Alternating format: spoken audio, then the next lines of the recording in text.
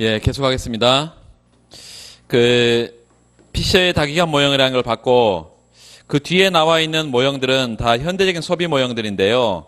그 소비 모형들을 다 여러분 꼼꼼하게 수식으로 도출하고 이럴 이유는 전혀 없고, 골자를 알아두면 되겠습니다. 일단 512페이지 항상소득가설을 보면, 항상소득가설. 몇 번이지? 2번인가? 크게 2번에서 현대적인 소비 함수.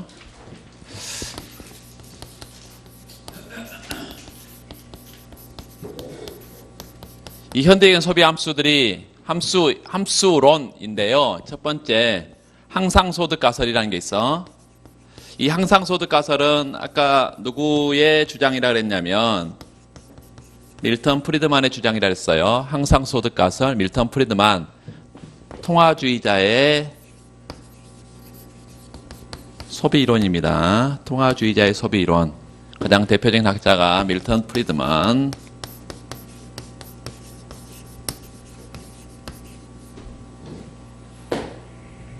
이 항상소득가설은 우리가 기존에 케인즈안은 뭐라고 그랬냐면, 기존의 케인즈안의 소비 함수는 이렇게 생겼어요. 소비가 y-t 가처분 소득의 함수인데 현재 가처분 소득의 함수지. 현재 가처분 소득의 함수야. 그래서 현재 가처분 소득이 증가하면 용돈 사정이 좋아지면 소비를 늘리고, 현재 용돈 사정이 나쁘면 소비를 줄이고 이랬단 말이에요. 그런데 항상소득가설은 소비라는 것이 항상소득에만 영향을 받는다. 항상소득가설은 뭐라고? 소비가 항상소득에 영향을 받는다. 그런데 이 소비를 요 하점자를 P라고 한번 써봐요. P. 항상 소비야.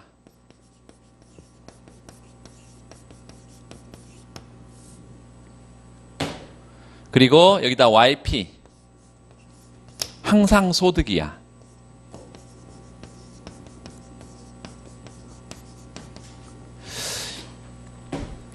사람들의 소비는 매달 일정하게 소비하는 게 있고요.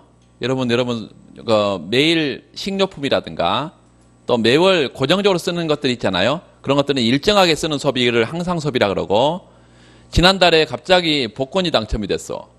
그래서 이번에 이제 소비를 늘린다. 이런 것들은 일시적인 소비죠. 한 번의 소비잖아. 그런 임시 소비. 그래서 기본적으로 소비라는 것은 크게 항상 소비와 임시 소비로 구성되어 있고, 소득도 말이죠. 소득도 매월 고정적으로 받는 급료, 이건 항상 소득이지만 이번 달만 용돈이 늘었다. 이런 것들은 임시 소득이라는 거예요. 그래서 항상 소득과 임시 소득으로 구성되어 있다. 또 항상 소비와 임시 소비로 구성되어 있고, 실제 소비는 두 가지로 구성되어 있다. 항상 실제 소득은 항상 두 가지로 구성되어 있는데, 이 항상 소비는 항상 소득에 의해서만 영향을 받는다. 그런데 여기 앞에다가 델타 값이라는 것을 하나, 이 델타 값은 뭐냐면, 델타는 거의 1에 가까운 값인데요. 1에 가까운 값이다. 다시 말하면 항상 소득에 의해서 항상 소비가 결정된다. 소비는 뭐에만 영향을 받는 함수다? 항상 소득에만 영향을 받는 함수다. 요 임시 소비는 임시 소득에는 전혀 영향을 받지 않고, 소비는 항상 소득에 의해서만 영향을 받는다. 이걸 조금 이제 구체적으로 보면, 그렇다면 요 항상 소득이란 건 또 뭐냐? 항상 소득이라는 것은 이렇게 생각해 보세요. 평생 내가 벌어들일 거로 생각되는 부예요. 이 평생부. 이걸로부터 매기 나올 걸로 예상되는 평균적인 수입. 여기 항상 소득으로부터, 평생부로부터 매기 예상되는 평균적인 수입을 뭐라고 한다? 이거를 항상 소득이라고 그런다.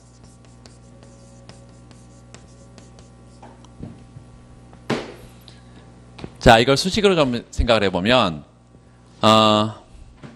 프레젠트 밸류라는 게 있어요. 평생 내가 벌어들이는 소득이야. 1기에도 뭐가 나와요? YP 항상소득이라는 게 나와. 2기에도 뭐가 나와? YP 항상소득이라는 게 나와. 3기에도 뭐가 나와요? 항상소득이라는 게 나와. 매기 나와. 이렇게 매기 나와. 그런데 다음 기 거는 현재 가치로 환산을 해줘야 되고 그 다음 기 것도 당연히 환산을 해준대 2기 후 거니까 계속 이렇게 더해가는 게 뭐라고요? 무한히 더해가고 같은 값을 곱해서 더해가고 이걸 무한 등비 급수라 그랬어요. 무한 등비 급수.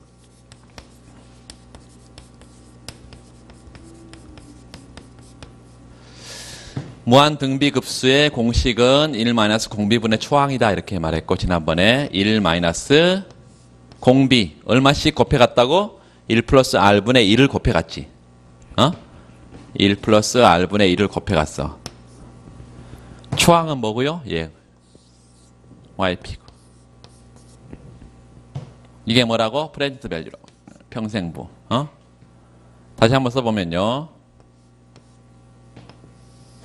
여기가 1 플러스 r에서 뭘 빼니까 1을 빼니까 1 플러스 r분의 r이고 이거 뒤집어야 되겠죠.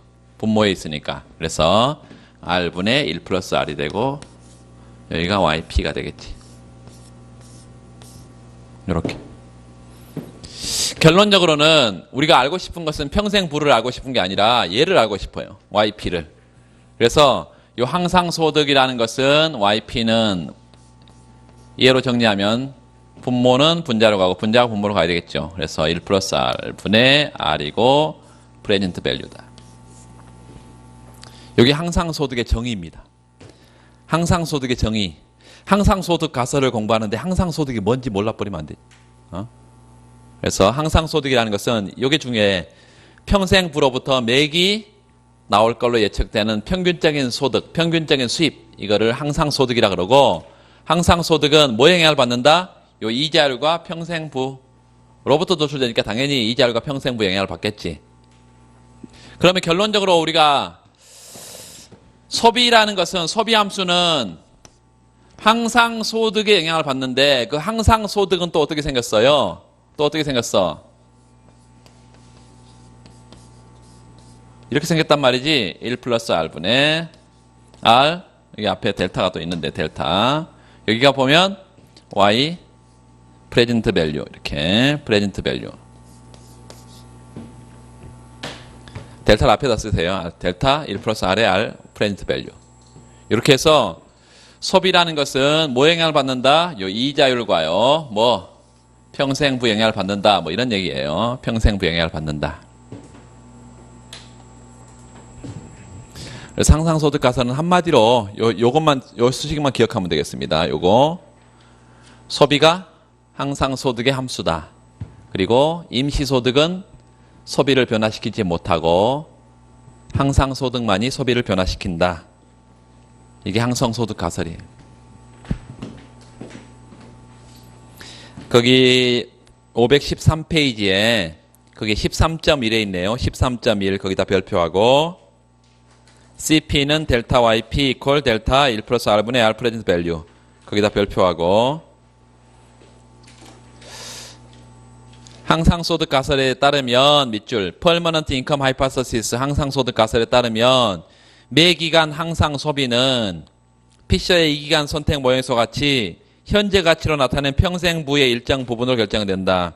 평생부에다 밑줄 긋고 항상소득 가설은 평생부와 이자율에 영향을 받는데 항상 소득에 영향을 받는다. 그게 항상 소득이니까. 생애주기 가설은 라이프 사이클 하이파서시스에서 세 고전학파의 주장이라 했습니다. 세 고전학파.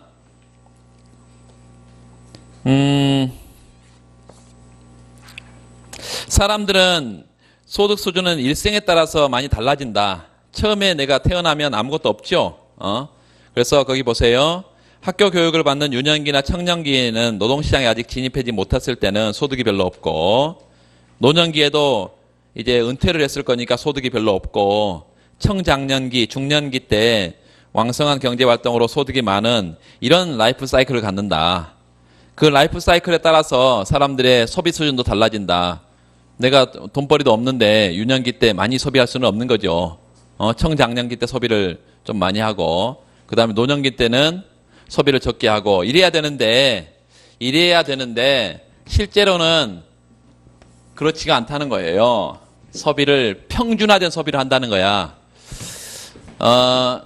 생애주기 가설.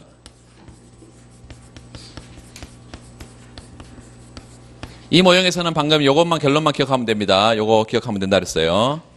요거 기억하고 한마디로 항상소득 가설이 뭔데? 항상소득에 의해서 임시소득이 아닌 항상소득에 의해서만 소비가 결정된다는 가설이고 밀턴 프리드만의 주장이다. 통화주의의 소비 이론이다. 그것만 알면 돼. 그걸 반복해서 여러분 숙지를 하고 이 생애주기 가설은 라이프 사이클 하이파서시스 이렇게 말을 하고요. 누구의 주장이냐면 세 사람인데요. 가장 대표적인 세 사람. 모딜리아니, 엔도, 브람버그. 이렇게 뒤집어서 기억하기 쉽게 MBA. 누구라고? 모딜리아니, 브람버그, 엔도. 이 세 사람인데요. 이 세 사람이 주장한 생애주기 가설은 기본적으로 유년기하고 청장년기하고 노년기 이 세 개의 크게 보면 이 세 개의 라이프 사이클을 갖는데요. 이 라이프 사이클 과정에서 소비가 어떻게 결정이 되냐면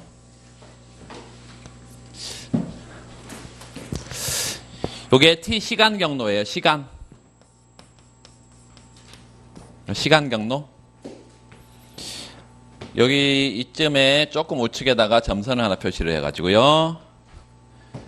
요 시점에 60살이나 61살 은퇴한다 합시다. 은퇴 시점 리타이어먼트 은퇴 시점 써놔요. 그리고 은퇴 후에 일정 기간 후에 이제 사망하겠죠. disease 사망을 해. 그리고 매기 이제 근로소득을 벌어들이는데요. 근로소득이 일정하다 합시다. 우리가 유년기는 일단 신경 쓰지 말고 유년기 신경 쓰지 말고 청장년기하고 노년기에 집중해 보자고요. 그러면 여기는 지금 근로소득이 있는 상태니까 이제 내가 노동시장에 진입을 해가지고 근로소득이 있는 그 시점부터 생각을 하는 거예요. 유년기는 신경 쓰지 말고 그래서 여기가 지금 근로소득이야. 인컴.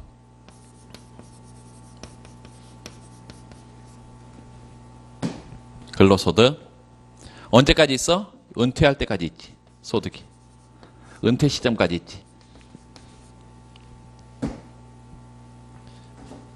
그리고 요 근로소득에 못 미치는 소비를 할 텐데요. 소비가 언제까지 해야 되냐면 은퇴한다고 밥을 안 먹고 살 수는 없으니까 은퇴 이후까지 소비를 하게 되는데 이 소비는 어떤 소비를 한다? 평준화된 소비를 한다. 고른 소비를 한다 이거예요. 영어로 써나 consumption smoothing, 평준화된 소비를 한다 이거지. 조금 그래서 색깔 있는 걸로 표현해 보면 근로소득까지는 여기 일정하게 60살이 될 때까지 은퇴할 때까지 계속 소득을 일정하게 벌어들이고 그 소득 가운데 일정한 비율로 소비를 계속 한다고 하면 언제까지? 사망 시점까지 소비를 해야 되고 초기에 자산이 있다 합시다. 초기 자산이 아까 A0라고 되어 있는 요 A 초기 자산이 있다. 초기 자산이. 그러면 은퇴할 때까지는 이 사람이 초기 자산 여기서부터 출발해 가지고 근로소득의 일정 부분만 소비하고 나머지는 일부는 또 저축하기 때문에 요 자산이 점점 늘 텐데요. 요렇게 늘어요. 요렇게. 은퇴할 때까지는 계속 늘어 자산이. 그리고 은퇴를 해버리면 이제 더 이상 근로소득이 없어지기 때문에 자산이 점점 줄어들 것이고요. 쭉 떨어져서 사망 시점 되면 깨끗하게 다 쓰고 간다 이렇게 유산은 없다고 가정을 하게 되면 이렇게 이런 피라미드가 생기는데요. 이 피라미드를 모딜리아니가 주장하는 모딜리아니 피라미드라고 부른다 이걸. 피라미드처럼 생겼잖아요. 여기 어떤 궤적이에요? 이 궤적은 부의 궤적입니다. 대표적인 소비자예요. 소비자, 이 소비자, 요 대표적인 소비자의 생애 주기 경로를 따져보면 이렇게 생겼다 이것입니다. 뭘 가지고? 평생 벌어들일 총부를 가지고 얘가 평준화된 소비를 하고 컨섬션 스무딩, 평준화된 소비를 하고 요 구간은 소득보다 소비를 적게 하니까 남는 게 있죠. 이게 저축인데요. 플러스의 저축이에요? 마이너스 저축이에요? 플러스 저축 구간이고 플러스 양의 저축 구간 이걸 세이빙스 이렇게 양의 저축 구간 세이빙스 그리고 소비는 하지만 소득은 전혀 없는 구간이 있죠. 지금 은퇴 이후에는 소득이 없어. 그래서 이런 음의 저축 구간이 있는데요. 마이너스 저축 구간 마이너스 요걸 디스 세이빙스 음의 저축 구간이 있어. 그래서 사람들은 어떻게 소비를 하게 되냐면 내가 많이 벌 때는 소비를 좀 적게 해서 저축을 하고 미래 노년에는 뭐가 없으니까 소득이 없으니까 벌어놓은 걸 가지고 소비를 해서 평생 이 플러스 값과 마이너스 값을 갖도록 행동을 한다 이 말이에요. 그러니까 소비자가 어떤 소비자예요? 현재만 고려한 소비자예요? 미래까지 다 고려한 소비자예요? 일생 자기의 소비 패턴을 고려하는 일생 내가 벌어들일 뭘 가지고? 소득을 가지고 소비를 현재든 미래든 고르게 소비하고자 하는 그런 소비자다 이것입니다. 이걸 라이프 사이클 하이파서시스다. 그래서 생애주기 가설이다 이렇게 말을 해요. 여기서 우리가 하나만 기억하면 되겠습니다. 소비 함수는 어떻게 생겼냐면 컨섬션, 소비는 이렇게 생겼어. 소비는 뭘 가지고 소비를 한다고요? 여기 초기 자산이요. 자산소득이 있어요. 두 번째 근로소득이 있어. 그래서 자산소득을 하고 근로소득을 합한 건데요. K1A K2Y A는요 자산소득이고요 Y는요 근로소득이에요. 그래서 이 자산소득과 근로소득을 합한 게 총 웰스, 총부인데요. 자신의 총부를 가지고 소비를 하는데 요 K1은 뭐고 K2는 뭘까요? K1은 자산소득이 변했을 때 내가 소비를 얼마나 민감하게 변화시키냐. 근로소득이 변했을 때 내가 소비를 얼마나 민감하게 변화시키냐. K1은 자산소득의 한계 소비 성향이고 뭐라고? 자산소득의 한계 소비 성향.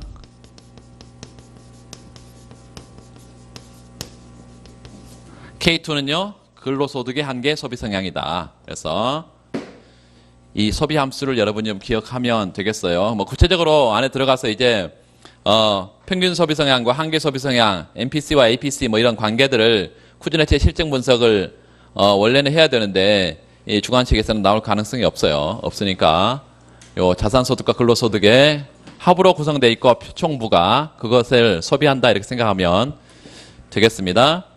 우리가 여기서 하나만 예를 들어서 어떤 예를 좀 들어보냐면 지금 한국 경제는 고령화 속도가 굉장히 빠르다 그랬어요. 고령화는 7%, 14%, 20% 이래서 고령화 사회, 고령 사회, 초고령 사회 이래서 우리가 2025년을 기점으로 해서 초고령 사회로 진입할 거라고 우리가 예상을 했단 말이죠. 그러면 고령화가 나타난다는 것은 어떤 의미냐면 이 은퇴 시점이 뒤로 가는 건가요? 아니죠. 은퇴는 60살, 61살 이때 은퇴를 해. 그런데 예전에는 70 혹은 75 뭐 이렇게 하면 거의 이제 사망 시점에 가까웠단 말이죠. 근데 지금은 뭐 80, 90, 뭐 100살 이렇게 산단 말이죠. 그러니까 요 사망 시점이 뒤로 가는데요. 사망 시점이 뒤로 간다.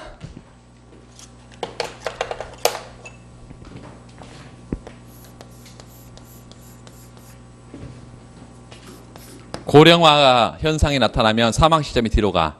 그러면 똑같이 내가 벌어들이는 것은 60살까지밖에 못 벌어들이는데 양의 저축 구간은 얘밖에 안 되는데 음의 저축 구간이 훨씬 크게 늘어나죠. 이렇게 음의 저축 구간이. 그러면 대표적인 소비자의 이 소비와 저축의 행태를 봤더니 저축 구간은 똑같고 음의 저축 구간이 이렇게 늘어난다면 양의 저축 구간은 똑같고 경제 전체의 저축률이 어떻게 됩니까? 떨어집니다. 경제 전체의 저축률이 떨어진다. 고령화는 잘 들으세요. 굉장히 중요합니다. 경제 성장론까지 연결되는 쟁점인데, 요 고령화 현상은 어떤 시점이? 요 사망 시점이 D 시점이 뒤로 가는 거예요. 사망 시점이 뒤로 가는 것이고, 두 번째, 경제 전체의 저축률이 떨어진다. 그러면 이 저축률 하락이 경제 성장에 어떤 영향을 줄 거냐? 성장에. 저축률이 떨어지면, 저축이 떨어지면 자본 축적이 그만큼 저해되는 것이고 경제 성장에 부정적인 영향을 주겠다. 우리가 일반적으로 이렇게 생각할 수 있는데, 그거는 이제 일반적이라는 것은 구체적인 모형을 가지고 오지 않았을 때 얘기고, 뒤에 경제 성장론에 가면 두 가지 모형이 나오는데요. 하나는 외생적 성장 모형, 또 하나는 내생적 성장 모형이 나오는데, 공부를 한 사람들 알 거예요. 그 솔로우 모형이 대표적인 외생적 성장 모형이고, 그 다음에 내생적 성장 모형이 크게 두 개 나오는데, 솔로우 모형에서는 저축률이 아무리 떨어져 줘봐야 경제 성장에는 아무런 영향을 미치지 않습니다. 솔로우 모형에서는 어떻다고요? 경제 성장에 영향을 미치지 않아.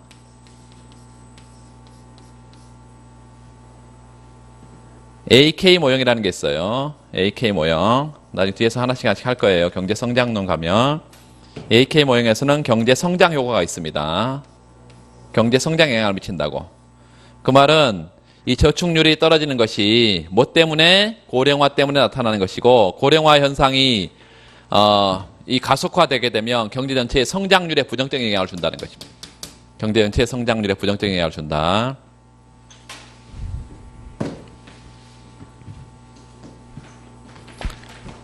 나중에 자세하게 얘기할 거예요. 뭐 수렴, 수준 효과, 성장 효과 뭐 이런 얘기를 하면서. 그것까지만 하게 되면 되겠습니다. 513페이지 보면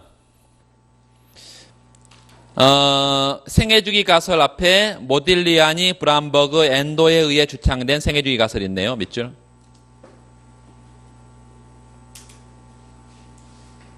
그 위에 뭐라고, 어디다 밑줄 걸어야 한다고? 사람들은 따라서 거기 세 줄 올라가서 소비자는 전생에 걸쳐서 동일한 소비 수준을 유지한다. 밑줄 긋고, 소비의 평준화 써놔요. 소비의 평준화 유지하기 위해서 소득이 낮은 기간에는 음의 저축을 하고, 밑줄. 소득이 많은 기간에는 양의 저축을 하고, 이런 주장을 생애주기 가설이라고 말하고, 그 뒤에 가봤더니 13-4에 그램이 하나 있는데 거기다 별표로 해놓고 방금 다 설명을 드렸습니다. 그러니까 소비론에서 항상 소득 가설은 그래프를 그릴 일이 없어요. 그런데 이 생애주기 가설은 그래프를 그려야 된다는 것입니다. 그렇게만 생각하면 되고, 그래프 설명은 아래에 바로 나와 있습니다. 그 밑에 쭉 나와 있어. 나머지 수식으로 되어 있는 것은 다 필요 없고, 13.13 보면 13.13 거기 소비함수가 K1A 플러스 K2Y 이렇게 있죠? 밑줄. 거기다 박스를 쳐서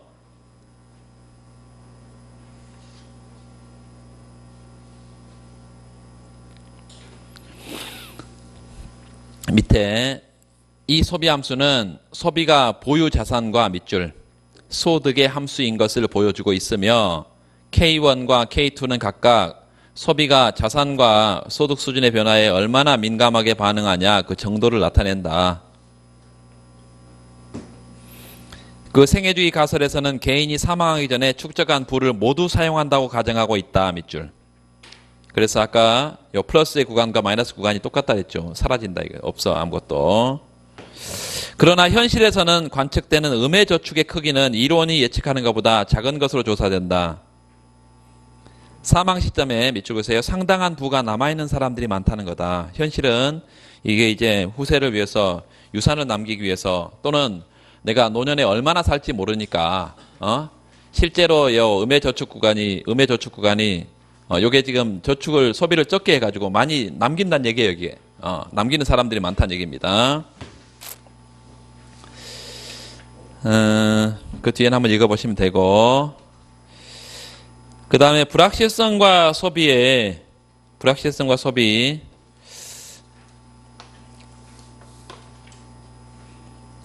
두 번째 줄에 로버트 홀이라는 사람이 있는데요. 밑줄. 불확실성과 소비, 이건 별로 크게 중요한 건 아닌데요. 소비 함수에 합리적 기대를 도입한 것입니다. 그러니까 합리적 기대니까 누구의 이론이겠어요? 세고전학파의 이론입니다. 세고전학파의 이론이에요. 그 밑에 랜덤워크 가설을 거기다 밑줄, 이 가설에 따르면 거기다 밑줄. 이 가설에 따르면 정보가 불확실한 상황에서 이 불확실성이 있을 때 이 말이에요. 소비자는 합리적 기대를 갖고 또 시점간 소비 선택을 한다는 건 무슨 말이에요? 현재와 미래를 다 고려한 상태에서 소비를 하는 경우 현재 소비 이외에 다른 예기치 않은 소득이나 부의 변동 등이 아니 이게 아니죠. 어떤 뒤에 현재 소비 이외에 바로 다음 페이지 다른 어떤 변수도 미래 소비를 예측하는 데 도움이 되지 않는다. 수식이 쭉 나와 있는데 다 필요 없고요. 뭐 신경 쓰지 마세요. 그 13.19 있어. 13.19 거기다 박스를 쳐. 그거 도출하려고 애쓰지 마세요. 13.19 C2는 뭐 미래 소비예요. 써나 미래 소비. C1은 현재 소비예요. C1은 현재 소비. 입실론 2가 아주 중요한데요. 그 밑에 써져 있어. 입실론 2는 밑줄 긋시다. 1기에는 예측되지 못했지만 2기에 새로이 발생하는 충격입니다. 자, 이게 이제 굉장히 중요한 수식, 그 하나만 수식 기억하면 되겠어. 세 번째, 랜덤 워크 하이파서시스. 랜덤 워크 하이파서시스. 임의보행 가설이라는 건데, 임의보행. 말 그대로 갈짓자로, 지 맘대로 변한다는 얘기예요. 임의보행한다. 지 맘대로 간다는 얘기야. 저녁에 술 먹고 걷는 사람 보면 지 맘대로 가죠. 이게 랜덤 워크입니다. 지 맘대로. 임의보행이다. 그러니까 어디로 갈지 알 수 없지. 자, 이 임의보행이라는 것이 새 고전학파의 주장인데 소비 함수에 뭘 도입을 했다? 합리적 기대를 도입했다. 두 번째는 요 미래 소비라는 것이 현재 소비하고 이거 다 도출이 된 거예요, 지금. 입실론 2 이렇게. 미래 소비는 현재 소비하고 이건 뭐라고요? 현재 일기에 뭘 해도 합리적 기대를 해도 예측하지 못해. 2기에 새로 발생하는 충격이에요. 전혀 예측하지 못한 충격이라고. 새로이 발생하는 충격이야. 그러니까 합리적 기대를 해도 알 수 없는 충격이라고. 그러니까 미래 소비 함수를 결정하는, 미래 소비를 결정하는 변수 값이 무엇뿐인 거예요? 현재 소비뿐이에요. 얘는 알 수 없으니까 합리적 기대로도 얘는 알 수 없으니까. 중요한 것은 여기 입실론 2에 예상된 충격은 다 합리적 기대니까 다 반영이 되겠죠. 예상된 정책이라든가 예상된 충격은 전부 다 반영이 돼. 어디에 반영돼? 합리적 기대에 반영되니까 어디로 가냐면 요 C1으로 갑니다. 여기가 아니라 예상된 충격은 여기가 아니라 일로 가. C1에 이미 현재 소비에 다 반영이 돼버렸어. 그래서 C2를 변화시킬 수 있는 것은 예상치 못한 충격이에요. 요 예상치 못한 충격에 C2를 변화시켜. 그런데 합리적 기대를 해도 알 수가 없어. 어떻게 변할지. 그래서 이게 미래 소비를 결정하는 변수가 현재 소비 이외에는 아무것도 없다.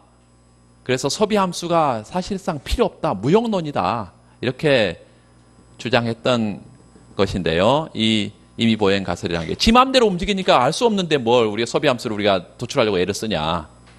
이런 주장이에요. 그래서 이걸 가지고 이제 나중에 정책을 썼을 때 정부가 예를 들어서 정부가 정책을 썼을 때 어떤 정책을 쓰냐면 세금을 깎아주는 감세 정책을 썼을 때 세금을 왜 깎아줘요? 사람들의 가처분 소득을 늘려서 사람들이 소비를 많이 하도록 하려고. 경기 부양책으로 보통 감세 정책을 쓴다고요. 경기 부양책으로 감세 정책을 쓴다. 근데 실제 경기 부양이 나타나려면 소비가 늘어야 되겠죠. 이 감세를 통해서 민간이 요 가처분 소득이 늘고 이게 소비가 늘어야 경기를 활성화, 경기를 부양시킬 수 있을 거란 거예요.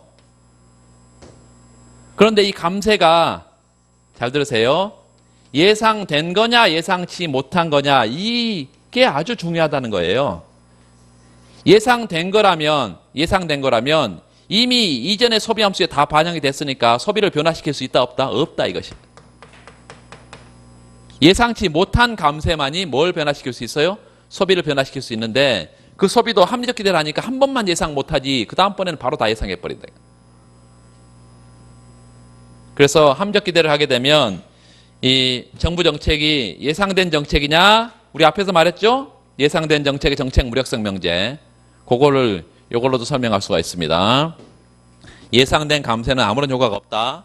소비를 변화시킬 수 없어요. 예상치 못한 정책만이 이 소비를 변화시킬 수 있다. 요게 랜덤워크 하이파서시스고 세고전학파의 주장이다. 요 정도만 알아두시면 되겠습니다. 521페이지 가보면 521페이지 예비적 저축가설이라는 게 있는데, 예비적 저축가설도 다른 건 다 필요 없어요. 그 예비적 저축가설이 뭐냐 의의만 알아두면 되겠어.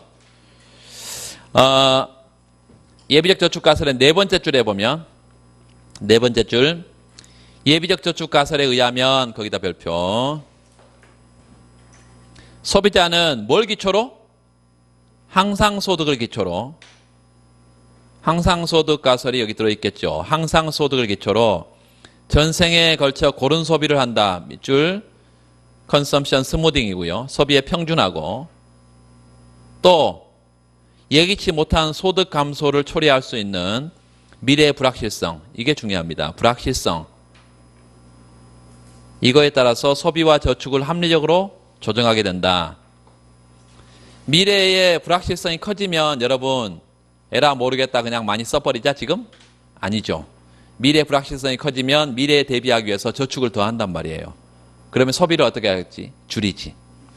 그래서 불확실성이 커지면 사람들은 안전자산을 선호하고 화폐를 끌어안고 있지 쓰지 않는다는 거예요.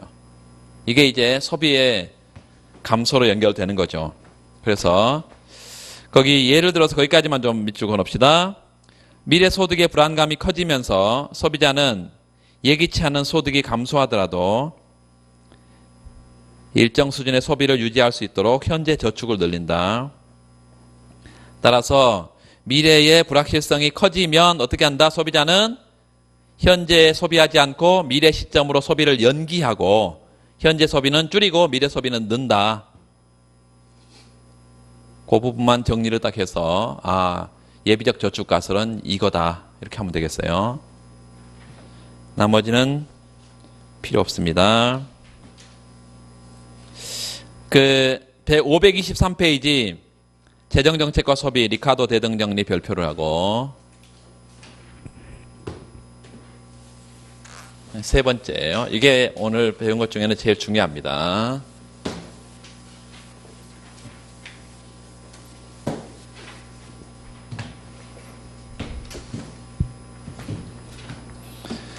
거시경제학을 공부를 많이 했냐 안 했냐 보려면 RET가 뭐냐 물어보면 알 수 있어요.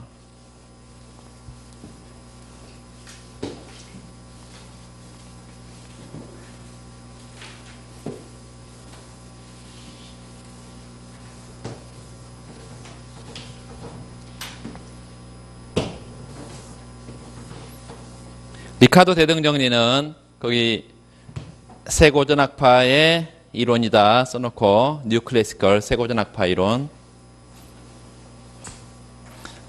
지금까지 우리가 본 현대적인 소비함수 이론들을 다 그 안에서 다 볼 수가 있습니다.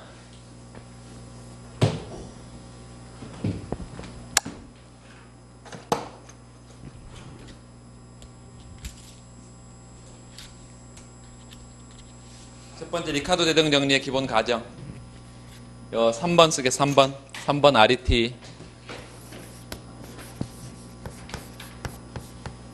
RET는 리카디안 이퀴벌런스 티어럼, 리카디안 이퀴벌런스 티어럼, 리카도 대등 정리 말이에요. 리카도 대등 정리에 이게 뭐냐, 그리고 어떤 가정하에서 그런 얘기를 하냐. 첫 번째, 리카르도 대등정리에서 가장 중요한 가정은요, 정부 지출이 일정하다는 것입니다. 정부 지출이 주어져 있어. 일정해. 그리고 소비자는 피셔가 생각하는 소비자예요. 어떤 소비자다고? 미래를 다 고려하는 미래 전망적인 합리적인 소비 주체다.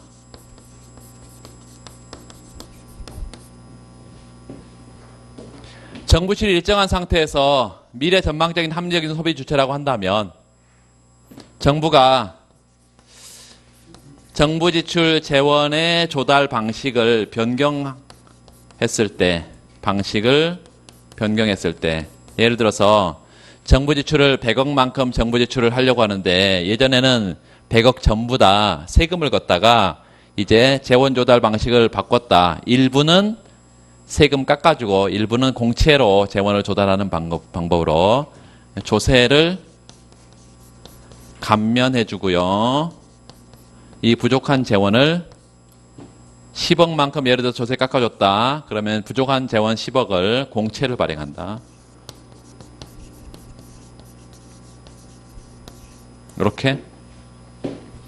이렇게 재원 조달 방식을 변경하면 민간 경제에 특히 소비에 영향을 줄 수 있느냐? 소비에 아무런 영향을 미칠 수 없다라는 거예요. 투자에 영향을 줄 수 있냐? 투자에도 아무런 영향을 줄 수 없다. 이거 다 증명을 할 겁니다. 정부 지출도 변화가 없고 소비도 변화가 없고 투자도 변화가 없다면 이걸로 구성되어 있는 총 수요의 변화가 당연히 없겠죠. 그래서 총 수요도 변화가 없습니다. 불변이다. 왜 정부가 재원 조달 방식을 바꾸냐? 왜 세금 깎아주고 공채를 발행하냐? 심심하니까? 아니죠. 조세를 깎아주면 민간이 가처분 소득이 늘어서 소비가 증가할 것을 기대하는 거지. 그런데 소비가 변함이 없어. 경기 부양 효과가 전혀 없다 이것입니다. 경기를 부양시키려는 정부 정책이 물거품으로 돌아간다 이게. 경기 부양 효과가 없다. 왜 그러냐가 중요하지. 자, 여기서 이제 가정을 나중에 좀 더 추가하겠지만 두 가지 가정은 나왔습니다. 첫 번째, 정부 지출이 일정하다는 가정. 두 번째는 요 합리적인 소비 주체, 미래 전망적인 합리적인 소비 주체라는 가정. 이에 두 가지 얘기가 나왔어요. 구체적으로 이제 그래프를 좀 보면서 왜 소비의 변화가 없냐? 소비의 변화가 왜 없어? 이렇게.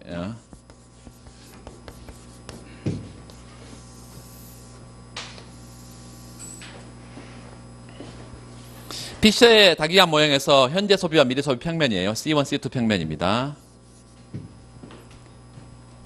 현재 소비, 미래 소비 C1, C2 평면이야. 평생 예산 제약식을 하나 이렇게 표시하겠습니다. 여기는 뭐라고? 프레젠트 밸류, PV. 여기는요, 프레젠트 밸류에다가 원금과 이자가 따라 붙는다. 이랬어요. 1 플러스 R의 프레젠트 밸류.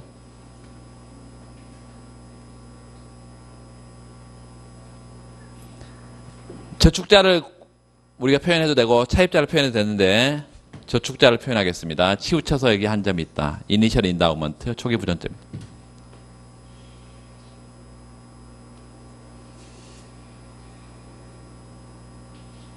자, 이렇게 할까요? 잠깐만요. 좀 치우쳐서 이제 변화가는 과제까지 한꺼번에 그냥 봐버리겠습니다. 중간쯤에 점을 찍어서 우측으로 가는 걸 표시할게요. 처음에 이제 이니셜 인다우먼트도 변화하기 때문에 교과서에 있는 표현 그대로 쓰겠습니다. 2제로점 이렇게 할게요. 2제로점. 이게 초기 부전점이다.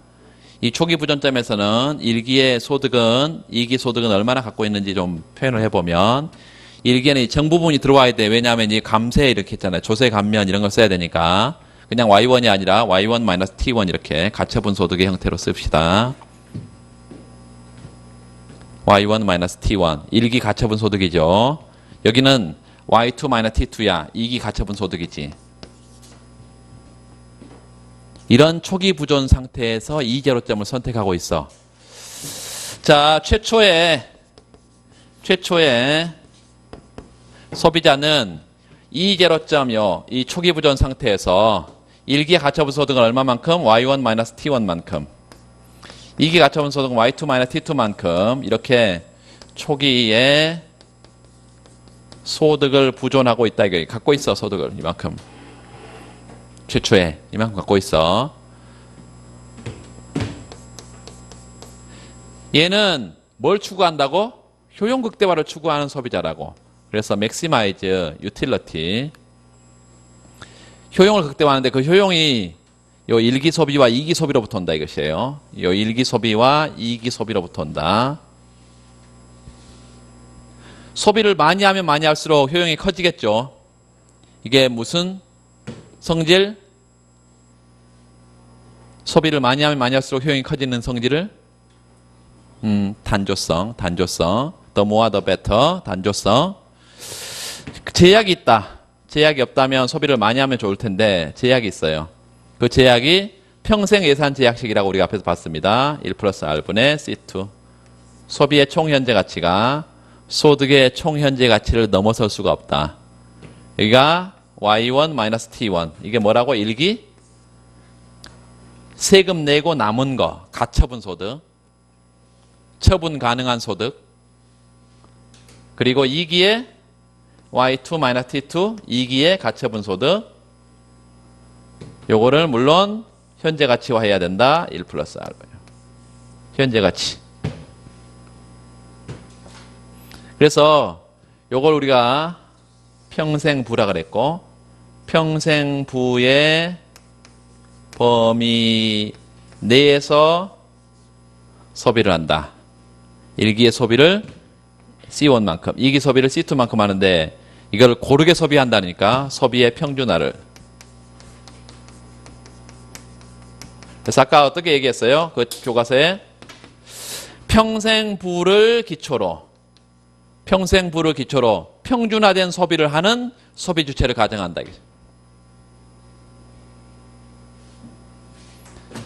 자, 요거를 우리가 최적 조건식으로 표현해 봤더니 요 효용함수의 접선의 기울기, 무차별선의 접선의 기울기 MRS하고 MRS.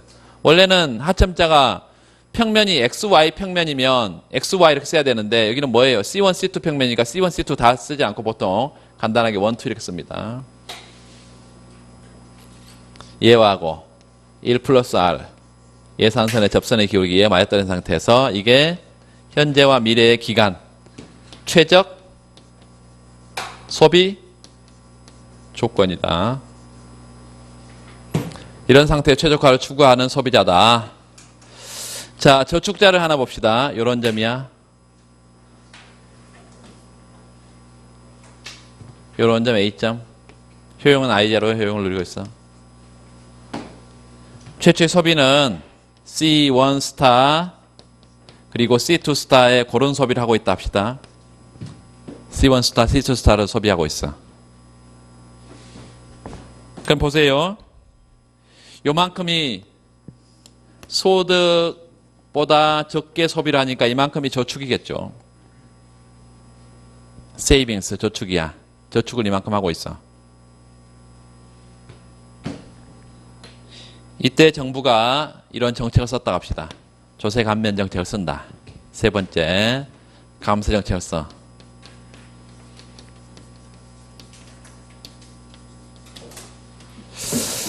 조세 감면 정책을 써. 그러면 부존점이 이렇게 바뀝니다. E1으로. E1으로 간다는 것은 어떤 의미냐면 이렇게 이제 교과서를 표현하면 좀 간단하게 보기 위해서 사실은 뭐 100억에서 일부만 깎아주는 거지 전체를 다 깎아주는 거 아니에요. 세금을 전체 깎아주는 건 아니죠. 그런데 요 쉽게 생각해서 이거 전체를 깎아준다 이렇게 가정을 했단 말이에요. 그러면 Y1에서 T1 전체를 깎아줘 버리면 Y1만 남는 거죠. 가처분 소득이 증가합니다. 이렇게. 그리고 이 수평의 점선을 여기서 쭉 보내서 2기에는 가처분 소득이 얼마가 될까요? 이게 중요한데 2기 가처분 소득은 Y2-T2 원래 2기에 세금 내는 거요. 2기 가처분 소득이 원래 있는데 1기에 깎아준 거를 뭘 발행을 해요? 깎아준 것만큼 뭘 발행을 해? 공채를 발행하니까 공채는 민간에게 채권 주면서 돈 빌린 거라고 정부가. 돈을 빌렸어. 그러면 돈 빌리면 나중에 원금도 줘야 되지만 이자도 또 줘야 돼. 원금과 이자를. 그래서 여기에 T1만큼 깎아준 것만큼 공채를 발행해야 되지. 일기에 세금 다 깎아줬으니까 이것만큼 공채를 발행해야 되지. 이거에 대해서 원금과 이자가 붙어요. 그리고 그게 자신의 소득을 떨어뜨리겠죠. 그만큼 세금 내야 되니까. 원래의 2기의 가처분 소득에서 1기의 세금 깎아주면 공채가 발행이 되고 그 공채 발행일 원금과 이자를 지급하기 위해서 미래에 얘가 세금을 더 거둘 거니까 요 미래에 자신의 민간의 가처분 소득이 이만큼 떨어진다 이것이에요. 이게 아주 중요합니다. 자, 조세를 깎아줬어. 그리고 공채가 발행이 됩니다. 공채가 발행이 돼. 그러면 조세를 깎아주니까 Y-T 가처분 소득은 어때요? 늘입니다. 세금 깎아주면. 이 가처분 소득이 증가한다고 그러는데 케인즈라면 어떻게 생각했어요? 가처분 소득의 함수니까 가처분 소득이 증가하면 케인즈는 소비가 증가한다고 하겠지. 그런데 이 리카도 대등정리를 주장하는 세고전 학파는 소비가 전혀 변하지 않고 뭐만 는다? 저축이 는다.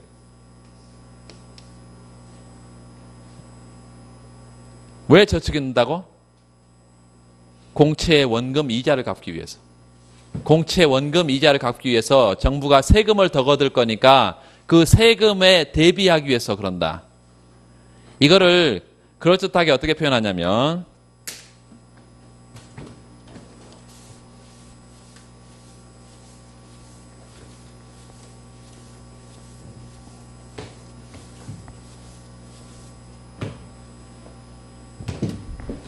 자, 이제 공채가 아주 중요한데요. 이 공채가 기본적으로 여러분 생각해야 될 게 얘가 원금과 이자를 발생시킨다는 거예요. 그럼 정부가 공채를 발행하니까 국공채를 발행하는 거니까 정부가 나중에 원금도 줘야 되고 이자도 줘야 된단 말이에요. 그러면 이 미래의 원금과 이자를 주기 위해서 미래에 뭘 더 거둘 거라고? 세금을 더 거둘 거라고. 미래 증세를 할 거야. 이걸 어떤 민간이 알아차려? 합리적기대 민간이 이걸 알아요. 합리적기대의 민간이 공채가 발행이 되면 이 세금 더 거둘 거라는 것을 합리적으로 예측한다고. 합리적기대의 민간이 이걸 예측해. 그래서 이 미래 증세에 대비해서 뭘 늘린다고요? 저축을 늘린다.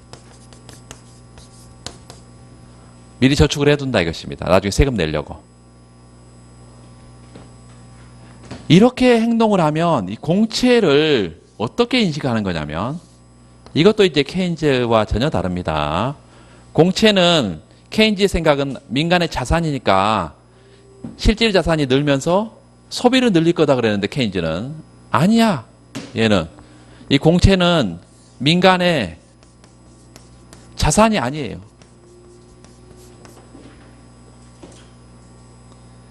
민간이 미래에 부담해야 할 조세 부채예요. 자산이 아니라 오히려 부채다 이거죠.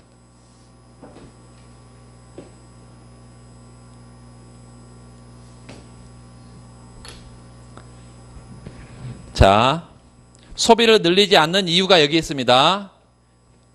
가처분 소득은 늘었지만 이 가처분 소득을 소비를 늘리지 않고 저축을 늘리는 이유가 이 공채가 민간의 부가 아니고 민간의 자산이 아니고 뭐기 때문에?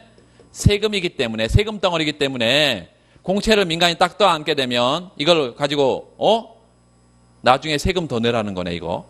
이렇게 생각한단 말이에요. 이거를 그럴듯하게 표현한 게 미래 세금의 예고 통지서다 이렇게 또 표현합니다. 뭐라고요? 미래 세금의 예고 통지서다. 따라서 가처분 소득이 증가해도 뭘 변화시키지 않아요? 소비를 변화시키지 않아. 가처분 소득이 이렇게 써놔요. 여기가 뭐가 늘어? 가처분 소득이 늘어요. 이렇게.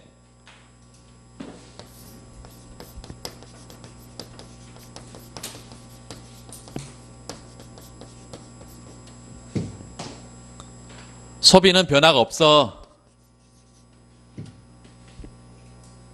대신 뭐가 늘어요? 새로운 부전점에서 이만큼 저축이 늘어요.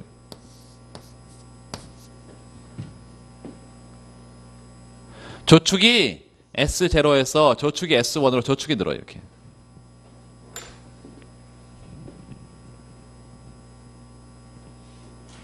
이 그래프가 아주 중요합니다.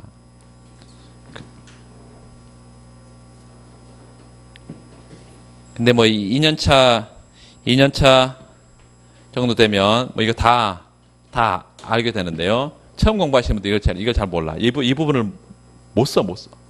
왜 이렇게 써야 된다고요? 아까 일기 세금 T1 깎아주면 T1에 원금과 이자가 붙고 요 세금에 대해서 공채가 발행이 되니까 원금 이자를 지급하기 위해서 세금을 더 걷으니까 미래에 세금 더 걷으니까 미래 소득이 떨어진다 이만큼. 자, 이게 리카도 대등정리인데, 자, 하나 얘기해 봅시다. 왜 리카도 대등정리라는 말을 썼을까요? 왜 리카도 대등정리라는 말을 썼어요? 지금까지 전혀 그런 얘기가 안 나왔는데. 리카디안 이퀴벌런스 디어럼. 뭐가 대등하다는 거예요? 리카도 대등정리. 뭐가 대등하다는 거야? 이렇게 알아두면 되겠습니다. 현재의 세금 깎아주면 미래의 세금을 더 걷잖아요. 그렇죠?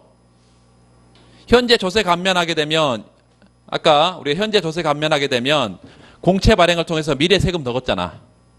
그러니까 조세의 총 현재 가치하고 뭐하고 요 공채 발행액의 현재 가치하고 같아요. 조세의 뭐하고 총 현재 가치하고 공채 발행액의 현재 가치가 같아. 대등해. 그래서 이걸 리카도 대등 정리라고 하고, 리카도 대등 정리는 리카도가 주장한 걸까요? 책에 보면 이게 장난인지 뭔지 그런 말이 써져 있는 걸 볼 수 있어. 리카도 대등 정리를 리카도는 동의하지 않는다. 누구의 주장이냐면 로버트 베로의 주장입니다. 베로. 세고전학파의 학자 중에 아주 유명한 로버트 베로의 주장이고, 리카도 대등 정리는 이 사람이 갖다 썼을 뿐이에요. 리카디안 이퀴벌런스 디어럼이라고 로버트 베로가 주장을 하고 있고, 자, 여기 지금 가처분 소득, 이게 조세 감면을 통해서 가처분 소득의 증가가 저축의 증가로 연결되지만 소비 증가로 연결되지 않는다. 그래서 경기부양 효과가 전혀 없다. 그러니까 조세 감면 정책이 경기부양 효과가 없다. 그 말은 감세 정책이 경기부양 효과가 없다 이 말이고, 감세 정책은 재정 정책인가요? 통화 정책인가요? 정부 지출을 변화시키는 거나 세금을 변화시키는 거는 재정이에요, 통화예요? 재정이죠. 그래서 재정 정책이 경기에 아무런 영향을 못 미치니까 재정 정책의 경기 중립성 혹은 재정 정책의 무력성 이렇게 말한다. 그래서 시사점은 RET의 시사점은 뭐라고? 리카도 대등 정리 시사점은 재정 정책의 정책 무력성 이 말이 있다. 재정 정책의 정책 무력성 명제.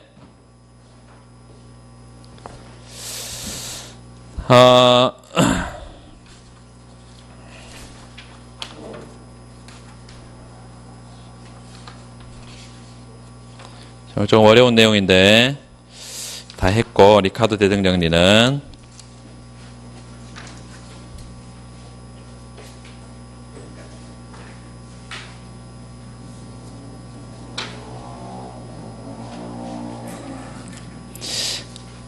(523페이지) 제일 끝에 단락에 보면 밑줄 그어놓으세요. 평생 효용을 극대화하는 평생 효용 극대화. 미래 전망적 소비자들은 시점 간 소비 선택에 영향을 미치는 그 정부 예산 제약식을 고려한다. 그 정부 예산 제약식이라는 게 방금 그 위에 13.25인데요. G1 플러스 1 플러스 R의 G2. 여기다가 총 정부 지출의 현재 가치. 총 정부 지출의 현재 가치. 그리고 T1 플러스 1 플러스 R의 T2. 이거 뭐라고요? 총 조세의 현재 가치. 총 조세. 1기와 2기의 정부 지출의 현재 가치. 1기와 2기의 조세의 현재 가치는 같아요. 그 말은 정부 지출을 1기, 2기 합해서 100억을 한다면 1기, 2기 합해서 세금도 뭘 걷어야 된다는 거야? 100억을 걷어야 된다는 거예요. 그러니까 균형 재정이지. 균형 재정을 가정했을 때 소비자는 그런 제약하에서 평생 효용을 극대화하려고 한다. 그 뒤에부터 쭉 나와 있는 거기 지금 마지막 단락부터 거기다 별표를 해놓고 평생 효용을 극대화하는 미래장막의 소비자 거기서부터 별표해놓고 그 뒤에 꼼꼼하게 다 읽으세요. 그래프 설명입니다.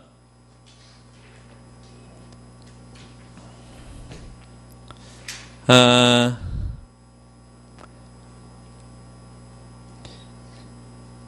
524페이지에 제일 밑에 단락의 밑에 세 번째 줄에 거기다가 밑줄 이처럼 정부의 재원 조달 방식 변경 밑줄 뭘 어떻게 바꿨다는 거예요? 재원 조달 방식을 조세로 재원 조달하다가 공채로 일부 재원 조달 방식을 바꾼 거 이게 소비자의 일기 가처분 소득에 변화를 가져와요? 변화가 없어요? 변화를 가져온다고 가처분 소득이 변해요. 그럼에도 불구하고 저축의 변화로 연결될 뿐 소비 결정을 변화시키지 못한다는 것이다. 갑자기 그 결과 실질 이자율도 변하지 않는다. 갑자기 이런 얘기를 하고 있는데요. 그 실질 이자율은 여기서 결정되는 게 아니고 대부자금 시장에서 결정됩니다.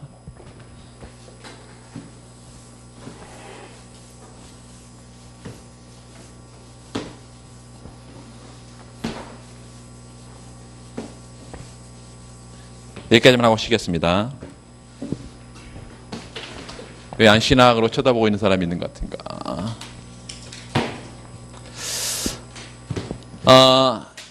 대부자금 시장.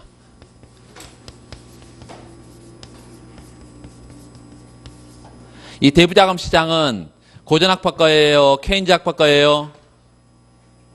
고전학파의 이자율 결정 이론이죠? 고전학파 이자율 결정 이론. 요 아래 티는 새 케인즈라 했어요? 새 고전이라 했어요? 새 고전. 그래서 이 고전학파의 툴을 그대로 가지고 와서 새 고전학파가 자기 주장합니다. 고전학파의 연장선상에서.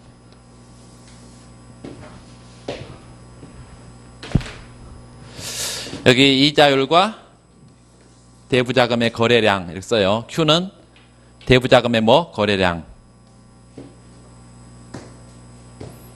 대부자금의 수요 곡선은 어떻게 생겼어요? 우하향하죠. 대부자금의 수요는 뭐에서 결정된다고? 민간 기업이 투자할 때 대부자금이 필요하다 그랬어요.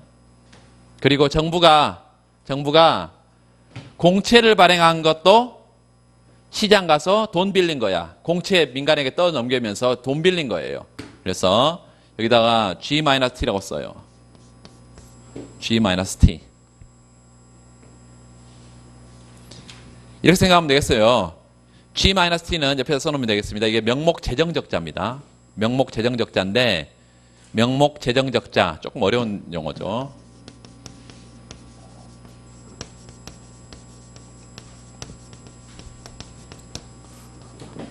G-T인데 요 G-T는 정부 지출을 늘린다는 것은 어떤 의미냐면요. 이 정부 지출을 늘린다는 것은 정부가 지출을 많이 한다는 거야. 뭐보다 요 세금 거둔 거보다. 그러면 재정 적자 폭이 커지지.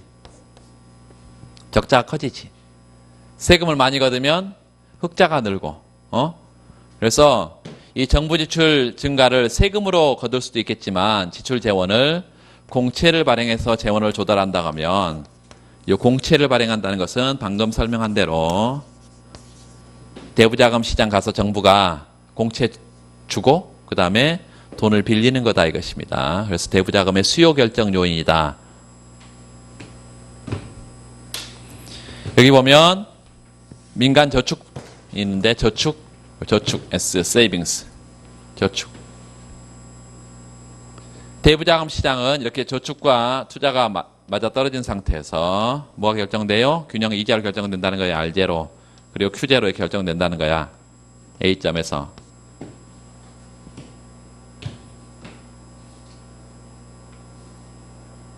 자, 먼저 정부가 먼저 나섰어요. 정부가 어떻게 나섰어? 세금을 깎아줬어. 세금을 깎아줘. 그리고 뭘 발행해? 공채를 발행해. 세금을 깎아주고 공채를 발행해. 그러면 요 대부자금의 수요가 늘죠. I 플러스 요 G-T가 프라임으로 갑니다. 정부의 재정 적자가 커져요.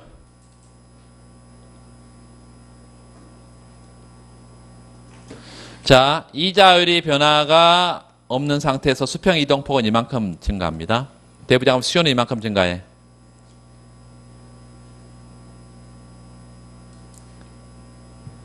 정부가 공채를 발행하면 민간이 어떻게 한다고?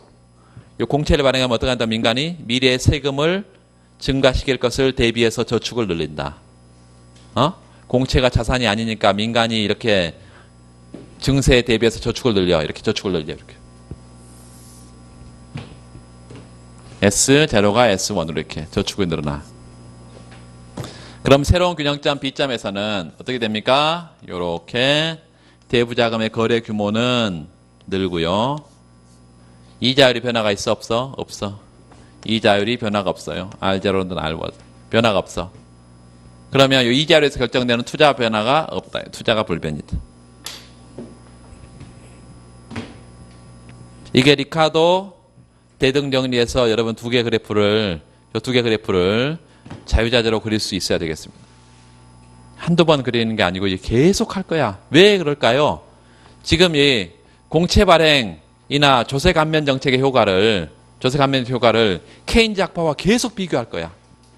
케인즈 학파에서 조세 감면 정책의 효과, 그 다음에 세고전 학파의 조세 감면 정책 효과를 계속 비교하면서 문제가 나오니까 그렇게 보시면 되겠고 10분 쉬겠습니다.